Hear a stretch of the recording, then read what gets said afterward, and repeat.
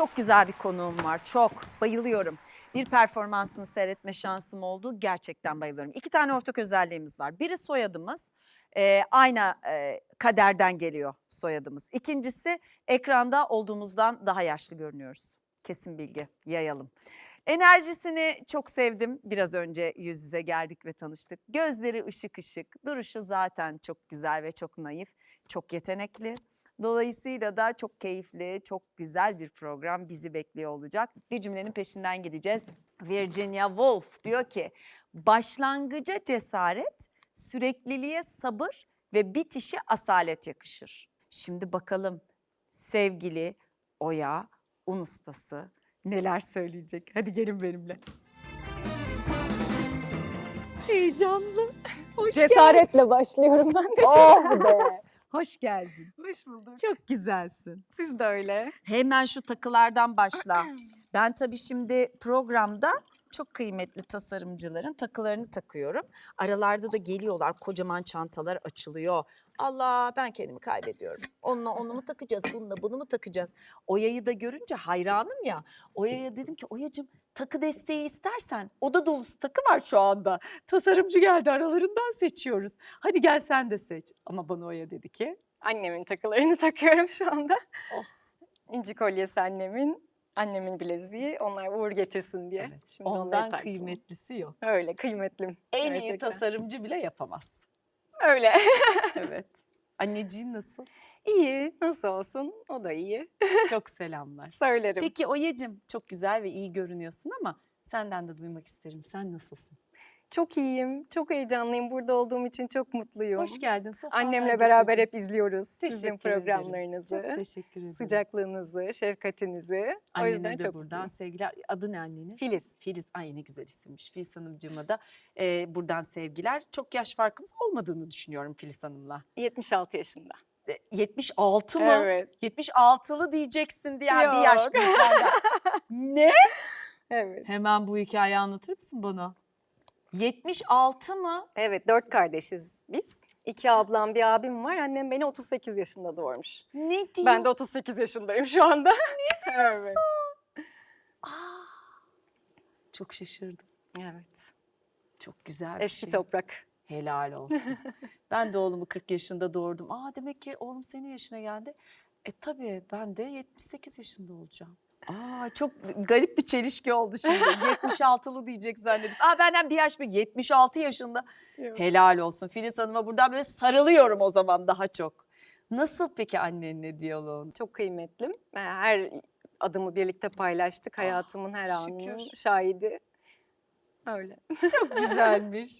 Peki canım Oya'cığım, şahane şeyler yapıyorsun. Kısa sürede bence çok keyifli şeyler yaptın. Kaybedenler Kulübü'yle mi başladın 2011'de? Evet. Yani tabii 15 sene ama ben sanki böyle köklü güzel şeyler yaptın. Bir ara yapmadın mı, onu mu anlıyorum?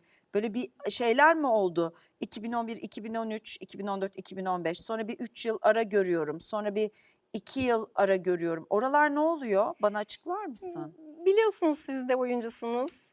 İşsizlik dönemleri onlar. Evet. Bekleyiş, doğru düzgün, güzel, beni mutlu edecek, ilham verecek bir şey bekledim hep. O yüzden de mesela Kalbime Gede Kaldı Evet. da başrol oynamıştım. 2025 senesi sanırım. 2015. 2015, 2025 diyorum. 2015. 2015'te. Evet. Sonrasında bayağı uzun bir süre boşluğum oldu. 3 sene. Evet. Ne hissettin burada? Yani benim de böyle dönemlerim oldu da o yüzden soruyorum. Olmuştur Böyle mutlaka. bir dizide başrol oynuyorsun, dizi tutmuyor. Sonra uzun bir süre iş gelmiyor. Çünkü diyorlar ki onun başrol olduğu işler tutmuyor. Yani illa başrol olmak zorunda değilim, oynatın beni diyemiyorsun. Benim için böyleydi. çok- Senin için nasıldı o 3 sene? Çok güzel bir süreçti aslında o iş benim için. Çok eğlenerek çektiğimiz bir işti ve seyircide de çok karşılığını buldu aslında. Çok seveni vardı ama yaz işiydi, romantik komediydi. Tamam. Daha sonra sezona girdiğimiz zaman başka işler devreye girdiği için aslında çekildi yayından.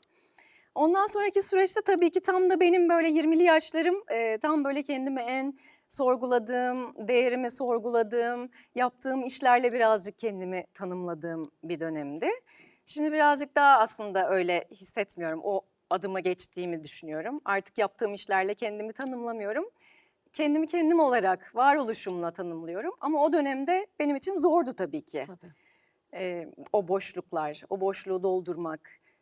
Kendini geliştirmeye mi adayacaksın, kendini zamanla öyle mi geçireceksin? Yoksa işte bu işimi değiştirsem, başka bir şey mi yapsam, kendimi nasıl ifade etsem? Öyle zorluklar yaşadım. Sonra 2018'de yine bir diziyle moralin mi düzeldi yoksa tam artık olmayacak galiba dediğin bir yer miydi? 3 sene çok uzun bir zaman çünkü o ya. Hangisini yapmışım sonrasında? Diriliş Ertuğrul. Ha, evet, orada da dönem arasında başrol olarak girdim. Ama o da çok kısa sürdü. Aa. Çünkü dönem atlaması oldu. Biraz böyle kadersel bir şekilde bir şeyler kesildi yani. E, Sonra arkasından Masum Değiliz. evet, o da kısa sürdü. Ay bunlar çok, benim de böyle bir dönemim var da o yüzden çok aşırı şu an sempati kurmuş durumdayım seninle.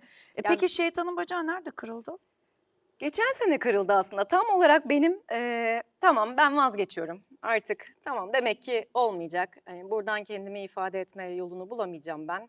Başka bir şey, sanatın başka bir dalıyla ilerleyeyim. İşte kendim bir yol bulayım derken işte vazgeçmiştim. Çok ilginç, o zaman da böyle, inanır mısınız bilmiyorum, işte evren bazen bazı yerlerde bir mesajını veriyor. Çok inanırım. Alakasız şeyler yaşamaya başladım. Bir restorana gidiyorum mesela, hiç yeri yokken, sipariş verirken garson şey demişti. Sakın oyunculuğu bırakmayın. Ay benim başıma çok gelir bu. Böyle tüylerim diken diken olmuştu. Evet. Tamam bırakmayayım da ne yapayım? Oyunculuk beni bırakıyorsa onu ne yapacağız? Aynen, fırsat bulamıyorum çünkü. Derken tam böyle vazgeçmeye yakın Masumiyet Müzesi'nin audition'ı geldi. Ve inanılmaz bir şekilde zincirleme hemen onaylandı. Zeynep Günay'la sevgili hocamız çalışma fırsatı buldum. Oradan itibaren bir anda böyle Sihirli bir değnek. öyle oldu gerçekten. Değişik bir şey oluyor işte. Senin gibi performansı güçlü, iyi oyuncuların başına bu gelince de seyirci olarak ben isyan ediyorum. Yani diyorum ki ya ne kadar iyi oyuncular ve neredeyse oyunculuğu bırakacak yere geliyor. Hani bu çok sert bir sınanma geliyor bana. Bilmiyorum ki, insan işte içindeyken ben çok iyi bir oyuncuyum, bu işi çok iyi yapıyorum ama fırsat bulamıyorum demiyor işte. Tabii O ki. yumuşak karnınızı açıp duygularla bir iş yapmaya çalışıyorsunuz. İnsan psikolojisini ifade eden bir şey yapmaya çalışıyorsunuz ama fırsat bulamıyorsunuz. Evet. Yani o zaman kendine dönüyor iş. Aynayı kendine tutuyorsun ne yazık ki. Sonsuz haklısın. Güller ve Günahlar. Evet. Şahane oyuncu kadrosu. Çok sevilen bir iş oldu. Evet. Nasıl hissediyorsun kendini? Performansın zaten konuşuluyor sosyal medyada. Sana Teşekkür bayılıyorlar. Biz buna hiç şaşırmıyoruz. Ben seni Masumiyet Müzesi'nde izledim. Diziyi tamamlayamadım ama performans olarak sana bayıldım. Ve böyle seni daha yaşı büyük zannettim. İşte biraz önce söylediğim gibi. Görünce şaşırdım o yüzden. Çıtı Dönem pıtısın. işiydi belki. Dönem yani. belki Hı hı. büyütmüş olabilir ama sana çok yakışmıştı oynadığın rol. Teşekkür ederim. Dolayısıyla sana hayranlık besledim. Şimdi hissettiğin şey ne? Masumiyet Müzesi'nden sonra tabii tamamen ters bir karakter oynuyorum şimdi Güller ve Evet, Günahlar'da. evet. Dünyanın en kötü kadını olabilir belki de, bilmiyorum. Dünyanın en tatlı çocuğunu doğurmuş ama ona akla hayale gelmeyecek kötülükler yapıyor. Oy. O yüzden kendimi tabii biraz garip hissediyorum, zorlanıyorum. Oyuncu olarak oynadığınız karakteri anlamaya çalışıyorsunuz, empati kurmaya çalışıyorsunuz. Ben Berrak'ı anlamaya çalışıyorum, Berrak beni kızdırıyor şeklinde bir döngüde ilerliyoruz şu anda. Zor. Evet. Yani oyunculuk dünyanın en keyifli şeyi tabii ki. İlla sana dair bir şey oynamamak da aslında çok büyük bir avantaj. Yani seninle hiç alakası olmayan bir karakteri oynamak müthiş bir şey bence de. Tabii evet, neler yaşıyorsun Ortak şimdi bir mi? şey bulmaya çalışıyorsunuz ister istemez. Bana da şöyle bir yerden ayna tuttu Berrak. Hepimiz aslında hayatımızda ne kadar iyi insanlar olduğumuzu düşünsek de bir şekilde fark etmeden Tabii ki. zarar veriyoruz ve hatta manipülasyon yapıyoruz Tabii ki, sevdiklerimizle. tabii ki. Onun iyiliği için olduğunu düşünerek müdahale ediyoruz. Onun iradesine müdahale ediyoruz aslında. Onu fark ettim ben de. Yani şefkatli olduğumu düşünürken ne kadar aslında mükemmelliyetçi bir yerden müdahale ettiğimi fark ettim. Böyle bir faydası oldu. Hepimizde var o, bende de var. Ha sen Koç burcusun. Evet. Da da da dam, ben de Koç burcuyum. Ne çok ortak yönümüz var seninle. Benim de soyadım Düvenci, düvenden geliyor. Yani bizim de un fabrikamız vardı Öyle küçükken mi? tabii. Dolayısıyla o buğday saplarından ayıran, öküzlerin çevirdiği o büyük taşlar bu kadar, daha da büyük yani. Düvenlerden, düven ve düvenci oradan geliyor benim de. Senin de un ustası. Evet, bizim de dedelerde un fabrikası varmış. Onlar da bu işle uğraşıyormuş. Evet, işte Aa. o yüzden dedim, soyadımızın hikayesi aynı. Aynı burçtanız.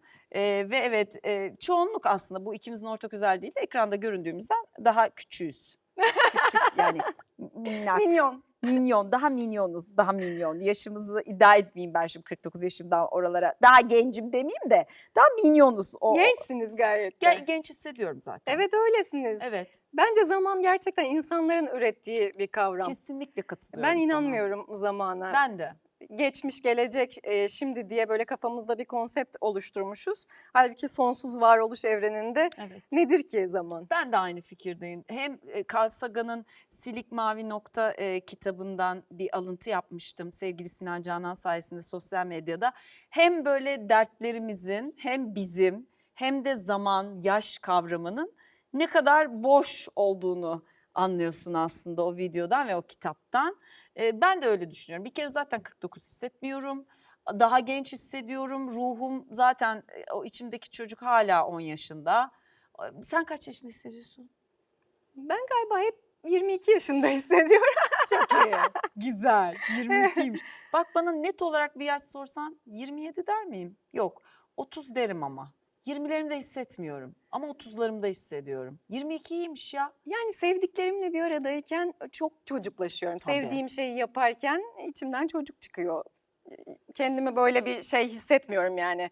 Büyüdüğüm, olgun bir kadınım ben artık gibi hissetmiyorum. Yok ya, büyümeyelim zaten. Evet, bence de. Peki bu alan senin ve neyi bilmek, ya bilelim istersin, ne anlatmak istersin diye soracağım. Böyle sorunca çok zor. Yani bugüne kadar kendimi şuradan ifade edemedim. Zamanında bir soru soruldu. Ben sonra cevabımı dinledim. Ah dedim, onu düzeltmek istiyorum. Var mı yani böyle bir? Temize geçelim. Ben aslında buraya gelirken de bunu çok düşündüm. Kendimi ifade etmekle ilgili çok büyük bir baskı hissediyor insan ister istemez yani belli bir süre var ve orada ne söylersem beni öyle görecek insanlar. Aynen. Ama sonra da annem dedi ki yine annemle konuşurken Aşkım.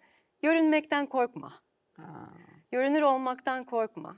Benim için şu anda şu andaki meydan okuma sanırım bununla alakalı. Kendimi kendim olarak göstermek, nasıl bir insan olduğumu göstermekten korkmamakla alakalı. Çünkü hep canlandırdığımız karakterlere giriyoruz ve kamera karşısında söyleyeceğimiz şeyler belli. Bununla ilgili bir pişmanlığım oldu şu ana kadar. Ya pişmanlık da demeyeyim de pişmek gerekiyormuş sanırım. Şimdi oradaki sözde yazdığı gibi cesaretle geleyim. Neyse ne, neysem o. Ne konuşuyorsak, ne çıkıyorsa saçmalarsam da saçmalarım. Ne var? Saçmalamak diye bana mı dedin mesela? Ben dünyada en saçmalayan insanlardan biriyim. Ben de hiç yok yani, anladın mı? Ne güzel. Hele ki şimdi işte dijital platformda evde program yap. Oo, gelişine evdeyim ya, bir de daha da rahatlık geldi üstüme. Oy Allah'ım, ne gelirse konuşuyorum. Zaten oradan linçler yiyorum ama hiç umurumda değil çünkü ben buyum. Evet. Ve evet, şöyle bir şey oluyor yani, 30 yılı aştım mesleğimde. Sen bir şeyin illüzyon yaparsan, yalan demeyeceğim ona, ya da geldiği gibi sunmazsan, hep göz önündesin ya, o çok çabuk ortaya çıkıyor. Yani bu böyle demişti ama hiç de öyle değilmişler çok çabuk çıkıyor. Dolayısıyla da ben yani boş ver ya, testi de kırılır, Evet. gafta yapılır. Çünkü biz de insanız, hatalarımız var, mükemmel değiliz. Aynen öyle. Olabiliyor yani. Hayatın Peki sen, amacı zaten biraz kendin olmayı başarabilmek değil aynen, mi? o da kendin olmak da olmuyor hiçbir zaman. O zaman Evriliyor da tabii ki. her yaşta, her yeni gün. Doğru. Ben şimdi kendime bakıyorum, 2 ay önceyle bile alakam yok. Dünle bile alakam olmayabilir öyle. çok detaylı Hı hı. bakarsam kendime. Dolayısıyla saçmalayabiliriz ama gerçekten sevenler orada belli oluyor zaten seni. Saçmala ya, biz seni öyle de seviyoruz. Biz hiç mi saçmalamadık Ne kadar diyor. sıcak samimiydin diyorlar mesela kendin olduğun zaman. Evet. Maskeler takıldığı zaman Olmuyor. olmuyor. Ama sen maskeli birine benzemiyorsun. takmamaya çalışıyorum. Sakınaklı ve korunaklı görünüyorsun. Hiç Evet. Koç burcu değil. Terazi yükselenim belki Olabilir, ondan. terazi pek bilmiyorum. Ay Başak, Başak'tan da Ben de mükemmelliyetçi. yükselen Başak. Çok benziyoruz gerçekten. Diyorum sana. Belki de seni bu kadar sevmem bu sebep. İnsan biraz kendine benzettiğine daha çabuk bağ Evet, kurar evet. ya. Onunla alakalı. Peki şimdi aşık bir kadınsın. Aha. Ay nasıl aşık oldunuz? İlk işimde İzmir Çetesi. Ha 2011. Evet, Sen bayağı uzun yıllara aşıksın. evet. Maşallah. 15 sene oldu galiba işte. 4 senedir de evliyiz. Ne tatlısınız. Teşekkür Ahmet ederim. Taşanlar, bayılıyorum eşine. Hem çok yakışıklı, hem çok naif görünüyor, hem yetenekli. Çok güzel olmuşsunuz. Teşekkür ederim. Bayıldım, duamı da ettim üstünüze. Çok teşekkür ederim. Çok mu aşıksınız? Evet, aşığız. Şükür. Ay. Utandım şu anda biraz. Bana bak 15 sene zor ha. Birlikte büyüdük. Yani biraz klişe olacak ama gerçekten öyle. Emek. Peki onun kariyerinde de senin gibi inişler çıkışlar, bekleyişler? Tabii ki olmaz mı? Hmm. Hep birbirimize destek olduk o süreçlerde. O da oyuncu olduğu için çok şanslıyım bu konuda. Tabii. Biliyor yani derdin ne olduğunu o da. Aynı şekilde ben çalışırken o durdu, o çalışırken ben durdum gibi de bir denge oldu. Şükür, bu Aynen. iyi. Evet, mesela şu anda o da içine sinen bir işi bekliyor. Ve köpek sahiplendik daha yeni. Ya. Evet, o da oluşumuza bakıyor şu anda. Adı ne? Orka. Orka. Evet. Nasıl, büyük mü küçük mü, rengi ne? Siyah beyaz, Ay. border collie. Of çok seviyorum Evet, border. ben de çok seviyorum. Evlat edindiniz. Evet. Bırakmışlar mı? Ee, bakamamışlar. 2 tane varmış evde. Çok Border- yalnız kalıyormuş. Border Collie biraz zor. Evet, çok zeki bir hayvan. Evet. Yani 17 saat falan yalnız kalıyormuş evde. Öyle olunca en azından vermeye karar vermiş sahibi. Biz de buluştuk bir şekilde kadersel olarak. Muhteşem. Evet. Kaç yaşında? Şu an 20 aylık daha. Bebeğim. Evet. Bu hayatta en sahip olmak istediğim cins olabilir. Border Collie. Ama hiç cesaret edemiyorum. Zor bir hayvan. Çok Zor. ilgilenilmesi gerekiyor Evet. gerçekten. Zeki olunca iletişim istiyor. Ay onu da böyle sarıl benim için. Sarılırım. Tamam. Oya aşık. 15 yıldır aşık. Allah'ım ne kadar güzel bir şey. Daim olsun. Zaten böyle gözün ışığından belli. Oya disiplinli. Evet. Çok mu? Çok. Sürprizlere açık değil mi? Sürprizlere açığım. Hani şeyde, disiplinde, yani çok planın programın Yok, var ama öyle değil. Yani planlı programlı değil. Ben hazırlığımı yapayım. Yolda karşıma ne gelirse Allah'tan. Elim kolum açık, gözüm açık. Bekliyorum sürprizleri tabii ki. Ama ben bütün hazırlığımı yapmış olayım. Yani benden dolayı bir sorun çıkmasın. anladım. Peki Oya heyecanlı. Çok heyecanlıyım. Peki bu heyecan sana iyi mi geliyor, kötü mü geliyor? İyi geliyor ya. Yaşama Ha, güzel. sevincim çok yüksek. Hayatı seviyorum. Her şey bir sürprizle, bir hediyeyle geliyor aslında. O yüzden buna anksiyete olarak değil de heyecan olarak bakmayı tercih ediyorum. Çocuk heyecanı gibi. Evet, aynen öyle. Bir şeye yeni başlamak, yeni deneyimlemek. Ben her sabah öyle kalkıyorum, biliyor musun? Ne güzel. Çok delilik değil mi bu? Hayır. Ben her sabah Allah bakalım gün bize neler getirecek. Böyle Harika. hani şey gibi, hediye paketi açar gibi uyanıyorum. Bana diyorlar ki nasıl bu kadar dinç uyanabiliyorsun? Yani daha dur bir esneyelim, gerinelim, bir gözümüzü açalım. Çünkü telefon trafiğim de öyle başlıyor benim gün içinde. Hemen uyanır uyanmaz telefonu sarılanlardan değilim. Yanımda bile tutmam telefonu odada. Hiç sevmem öyle şeyleri ama enerjim öyle yani. Günaydın diye başlayıveriyorum mesela. Çünkü şey gibi, her yeni gün hediye paketi. Aynen öyle. Hani açtın, kurdelasını çözdün, paketini açtın. Sende de öyle mi? Bende de öyle. Ay çok güzel, Mutluyum ben bu halimden. değil mi? Peki, Oya sinirli. Yo, sinirli değilimdir. Değil o kadar. misin? Yani evet, haksızlıklara, adaletsizliklere, saygısızlığa, kabalığa sinirlenebiliyorum tabii ki yani. Peki böyle yüksek bir perde midir? Çok ben içimde sabırlıyımdır çok. Ha ne güzel. Çok içimde Darısı yaşarım başıma. bazı şeyleri. Ama bazen de bitti mi biter. Yani Ha, bir yere aniden. kadar gelir. Çok fazla yani şans veririm demek de kendini bir yere konumlandırmak gibi oluyor ama Yok, kendi alanında. evet, yani kendi sınırlarım içerisinde bir şeylerin suistimal edilmesini bir yere kadar göz yumuyorum. Sonrasında hemen bitiyor. Bıçak gibi mi? Bıçak gibi biter. Konuşmadan. Yani konuşacak bir şey kalmıyor o noktada. O kadar öyle bir baktı ki bana. Aslında şöyle dedi. Tabii ki konuşmadan. Ya o ana kadar ama durmuşum zaten. Bir de konuşacak mıyım? Muhtemelen size de öyle oluyordur. Ben patlayabiliyorum ya. Ben bekleyemiyorum. Oya sürprizleri sever. Çok severim. Yapar mısın, yapılmasını mı seversin? İkisini de çok severim. En son ne sürpriz yaptın? En son ne yaptım? Böyle sorunca bilemedim. Eşime kesin bir şey yapmışımdır. Ya. Hatırlayamadım şimdi, bilmiyorum. Ben böyle şey seviyorum çocuklara ve eşime. Notlar yazmayı. Hatırlatayım da hani belki bulursun diye. Annem anneler günü hediyesi aldım. En son bu. Ha, güzel. Evet, uzun zamandır istediği bir şey vardı. Ya. Evet, onu bitirdim. Ne konuşuyorsun annenle? Nelerde dertleşiyorsunuz? Ee, Ben çok sorgulayan zihni olan bir insanım. O yüzden yogayla da ilgileniyorum. En çok oradan kendime cevaplar bulabiliyorum. En çok annemle konuşabiliyorum bu varoluşsal sorgulamalarımı. Onunla çok güzel dertleşiyoruz. Yogadan şunu da anlıyorum, biraz meditasyon gibi Evet. mi? Yapabiliyor musun? Evet. Gerçekten mi? Elimden geleni yapmaya çalışıyorum düzenli yapmak için. Ya her gün mü? Her gün. Ben duramıyorum öyle. Zihin durmuyor çünkü.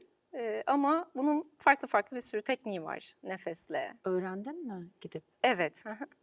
Peki öğretmen boyutuna mı geldin? Kendi kendine idare edebilecek yerde misin? Tam işte oyunculuktan vazgeçtiğim noktada yogaya biraz daha eğileyim ki çıldırmayayım dedim. O noktada eğitmenlik eğitimimi aldım ama temel seviye tamam, hani kendimi geliştirmek Anladım. amaçlı bir şey ve felsefesine eğilmek için o dönemde. İyi geldi. Evet. Müthiş bir şey. Ben en fazla şey yapmaya başlayabildim son bir senedir. Başucumda bir defterle kalem tutuyorum. Çok artık çalışıyorsa yazdığım zaman susuyor zihnim. Boşaltmış Harika. oluyorum ya. Evet. Ama o yoga denedim. Çok da kıymetli bir şey. Çok önemli. Ama bende olamadı. Yoga zaten aslında şimdi bilirkişi gibi konuşmayayım ama sadece asana, yani o işte derste grupla birlikte yaptığımız bedensel hareketler değil. Aslında zihni kontrol edebilme tekniği. Yani bir bütünsel bir yaşam felsefesi. Evet. Onunla tüm dallarıyla ilgilenince aslında o zihni kontrol etmek için işte bu benim yaşadığım heyecanımı kontrolümde, sahne heyecanını kontrolünde, kaygıları kontrolde çok fazla işe yarayan bir şey. Çünkü anda kalıp o an hangi duygunun içinde olduğunuzu fark ediyorsunuz, farkındalık kazanıyorsunuz. Kapılıp gitmiyorsunuz yani. Çok merak ettiğim şey var. Not alayım dedim, sonra vazgeçtim. Babanla ilişkini merak ediyorum. Dansla ilişkini merak ediyorum. Müzikle ilişkini merak ediyorum. Sonra tabii sırada şey de gelecek. Oyunculuk eğitimi meselesinin de bir altını çizelim istiyorum. Tiyatro olacak mı? Sinema olacak mı? Bak sen istediğin gibi cevap ver bana Tamam. bunlara. Nereden başlayayım bilemedim. Babadan. Tamam. Babamla ilişkim. Babamı çok seviyorum. Ama annemle ayrılar. O ayrı bir hayatı tercih oluyor etti. hepimizde. Fethiye'de yaşıyor şu anda. Deniz adamı. Denizin üzerinde yaşıyor. Ha. Evet, biz de öyle fırsat buldukça görüşüyoruz. Baba biraz yalnızlığı seven Evet. bir kimlik. Evet, benim de öyle bir tarafım var. Ona Var çekmiş. mı? Evet. Sever misin öyle yalnız Evet, kalmayı? tek başınalığı çok severim. Hadi ya.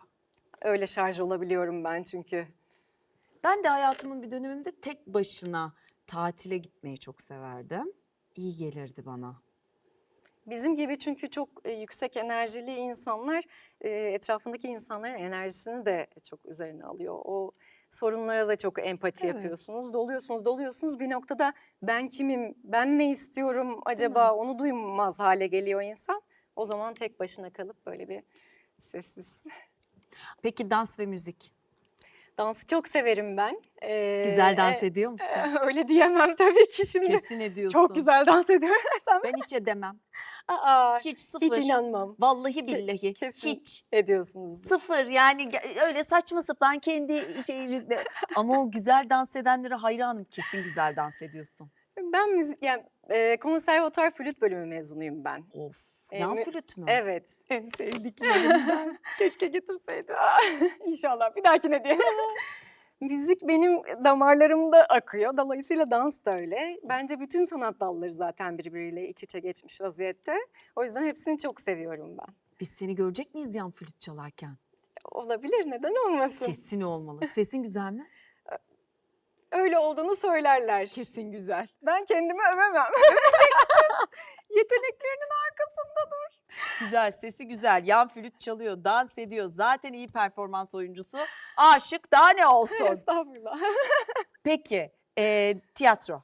Eşimle en son Çok Satanlar diye bir oyunda oynamıştık. Onunla uzun yıllar kapalı gişe oynadık. Müthiş. Daha sonra dizi çok yoğun ilerlediği için, bir arada getirmek çok zor olduğu için o topa giremedim. Ama çok istiyorum, çok özlüyorum sahnede olmayı. Aslında evet, yani karı koca evde böyle minik minik çalışıp tatlı bir oyun geliştirip ya da Çok Satanlara da devam edebilirsiniz. Olabilir yani. Olabilir. Yaz Evet. turnesi olabilir bak. Ne güzel gezeriz. Güzel olur. Bayağı Avrupa'yı da gezersin. Of. Çünkü şimdi Güller ve Günahlar sayesinde yurt dışında da bence Evet. bir bilinirlik halinin altı çizildi. Masumiyet Müzesi keza öyle. Hı hı. Bence siz bu oyunla karı koca yurt dışındaki Türklere Güzel fikir. güzel bir turne. Evet. Hem seyahat hem tatil Oh, neden hem olmasın? romantizm hem iş. Bence çok iyi fikir. Defterimi sana uzatırken seni tanıdığıma aşırı mutlu olduğumu Ben de. ve evet ruh ikizim gibi gördüğümün de altını çizmek isterim ama benden daha sakin, yan flüt çalıyor, sesi güzel ve dans edebiliyor. Evet, tamam, yani benden biraz farklı olabilir ama var yani ortak yanlarımız. Ne var? Bu bence güzel bir teselli sebebi. Bir fotoğrafımızı çekmek isterim.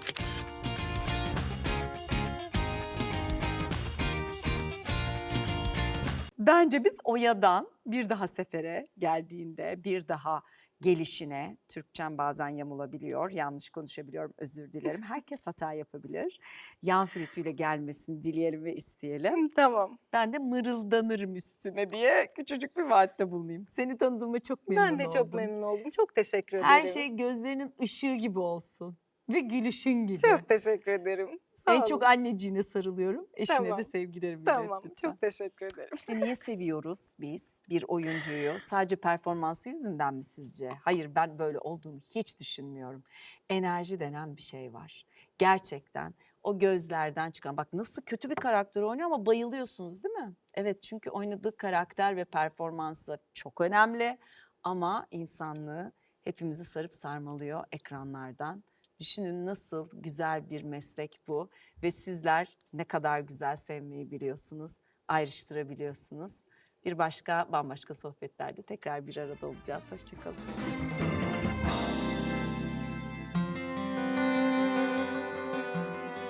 Un ustası Oya'cığım, soyadımız eş, benzeş. Kendimizi de, daha doğrusu birbirimize de çok benzettik kendimizi desem daha yerinde olacak sanırım. Sevgili Oya sayfasının satırlarını şöyle tamamladı. Sımsıcak, samimi sohbetimiz niceleriyle kalplere ilham olsun.